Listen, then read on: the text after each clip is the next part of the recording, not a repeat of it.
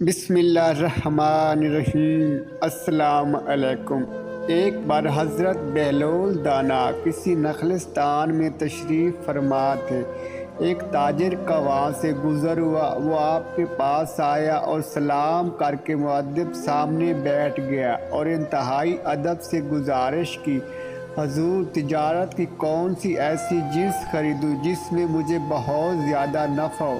حضرت بہلول دانا نے فرمایا، کالا کپڑا لے لو۔ تاجر نے شکریہ ادا کیا اور الٹے قدموں چلتا واپس جا کر اس نے علاقے میں دستیاب تمام سیاہ کپڑا خرید لیا۔ کچھ دنوں بعد شہر کا بہت بڑا آدمی انتقال کر گیا۔ ماتمی لباس کے لیے سارا شہر سیاہ کپڑے کی تلاش میں نکل کھڑا ہوا۔ اب سارا کپڑا اس تاجر کے پاس ذخیرہ تھا۔ اس نے منہ مانگے داموں فروخت کیا اور اتنا نفع کمایا جتنا ساری زندگی نہ کمایا تھا، اور بہت ہی امیر و کبیر ہو گیا۔ کچھ عرصے بعد وہ گھوڑے پر سوار کہیں سے گزرا۔ حضرت بہلول دانا وہاں تشریف رکھتے تھے۔ وہ وہاں گھوڑے پر بیٹھے بولا، اے دیوانے، اب کی بار کیا لوں؟ حضرت بہلول دانا نے فرمایا، تربوزے لے لو۔